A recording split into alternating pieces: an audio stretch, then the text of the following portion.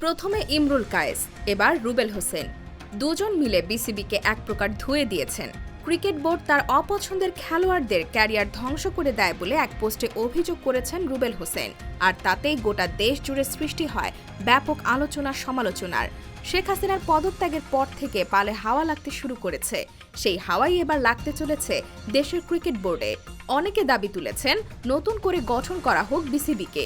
এবার সেই কাতারে সামিল হলেন বাংলাদেশের অবহেলিত দুই ক্রিকেটার রুবেল হোসেন ও ইমরুল কায়েস। একই সঙ্গে তারা বিসিবির বিরুদ্ধে গুরুতর অভিযোগও তুলেছেন। প্রায় দেড় যুগ পর ছাত্র জনতার গণ অভ্যুত্থানে পতন হয় শেখ হাসিনা সরকারের।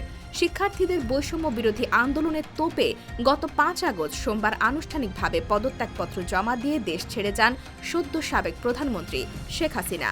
এরপর বিভিন্ন মহল থেকে জোরালো হয় ক্রীড়াঙ্গনের নেতৃত্ব পরিবর্তনের দাবি। বাংলাদেশের প্রধান তিন খেলা ক্রিকেট, ফুটবল ও হকির নেতৃত্বেরও পরিবর্তন চেয়ে দাবি তোলেন অনেকে। এরই ধারাবাহিকতায় সামাজিক যোগাযোগ মাধ্যমে দেয়া এক পোস্টে বিসিবির কর্তাদের বিরুদ্ধে ক্রিকেটকে ধ্বংস করে দেওয়ার অভিযোগ করেছেন রুবেল হোসেন। ফেসবুক স্ট্যাটাসে তিনি লেখেন, গত কয়েক বছরে দেশের ক্রিকেটকে ধ্বংস করার নেপথ্যে থাকা ব্যক্তিরা দেখলাম বলছে দেশে সুশাসন চায়। শুধুমাত্র অপছন্দের তালিকায় থাকার কারণে অসংখ্য ক্রিকেটারের ক্যারিয়ার ধ্বংস করে দেয়া ব্যক্তিরা এখন ক্ষমতার পালা বদল দেখে রং বদলানোর চেষ্টায় আছে। শুধু কর্তাদের নয়, জাতীয় দলে কোচিং স্টাফেও পরিবর্তনের দাবি তোলেন জাতীয় দলের সাবেক এই পেসার। বলেন, একইভাবে চন্ডিকা হাথুরু সিংহের সহ তার অবৈধ কাজে সহায়তা করে দেশের ক্রিকেটকে ধ্বংস করা ব্যক্তিদের অন্তত আর কোনো দায়িত্বে দেখতে চায় না। এর আগে একই ধরনের একটি প্রতিবাদী পোস্ট দেন জাতীয় দলের সাবেক ওপেনার ইমরুল কায়েস। ইমরুল কায়েস তার অনুসারীদের সালাম দিয়ে পরিবর্তনের দাবি জানিয়ে লেখেন, স্বাধীন বাংলাদেশে আশা করি সবাই ভালো আছেন। বাংলাদেশ ক্রিকেট বোর্ডকেও ক্ষমতার কালো থাবা থেকে মুক্ত করতে হবে। বিসিবি অনেক ক্রিকেটারের ক্যারিয়ার ধ্বংস করে দিয়েছে বলে অভিযোগ কায়েসের।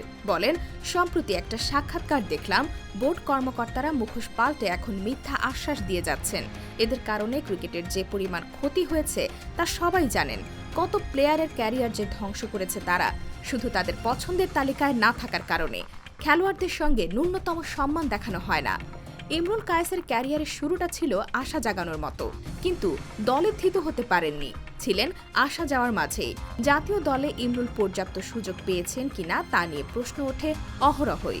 যদিও ইমরুল কখনো এই নিয়ে মুখ খোলেননি, তবে শেখ হাসিনা সরকার পতনের পর এবার যখন অন্য সবকিছুর মতো ক্রীড়াঙ্গনেও বেরিয়ে আসছে থলের বিড়াল, তখন আর চুপ করে থাকেননি ইমরুল। তার সাথে যুক্ত হয়েছেন জাতীয় দলের সতীর্থ রুবেল হোসেন। তরুণদের হাত ধরে বিসিবি এগিয়ে যাবে বলেও বিশ্বাস ইমরুল কায়েসের। তিনি বলেন, বোর্ডের প্রতি আমার অনুরোধ, আপনারা যথেষ্ট করেছেন। দেশের ক্রিকেটকে দেওয়ার আপনাদের আর কিছু নেই। তারুণ্যের হাতে ছেড়ে দিন ক্রিকেটের ভবিষ্যৎ। তারাই এগিয়ে নিয়ে যাবে। তাদের হাত ধরেই আসবে বড় সাফল্য, যেখানে মাথা উঁচু করে থাকবে বাংলাদেশ ক্রিকেট। এদিকে বিসিবি সভাপতি নাজমুল হাসান পাপন এবার প্রথমবারের মতো বাংলাদেশের যুব ও ক্রীড়া মন্ত্রী হয়েছিলেন। জানুয়ারিতে মন্ত্রিত্ব পাওয়ার মাত্র 6 মাসের মাথায় কঠিন পরিস্থিতির সম্মুখীন তিনি সহ আওয়ামী লীগ সরকারের এমপি মন্ত্রীরা। ইতিমধ্যে পাপনের ভৈরবের বাড়িতে হামলা করা হয়েছে বলে জানা গেছে, যদিও তার বর্তমান অবস্থানের কথা জানা যায়নি। একইভাবে বিসিবি পরিচালকদের বড় একটি অংশ এই ঘটনার পর থেকে আত্মগোপনে চলে গেছেন। তবুও বিসিবিতে পরিবর্তন এতটা সহজ হবে বলে মনে হচ্ছে না।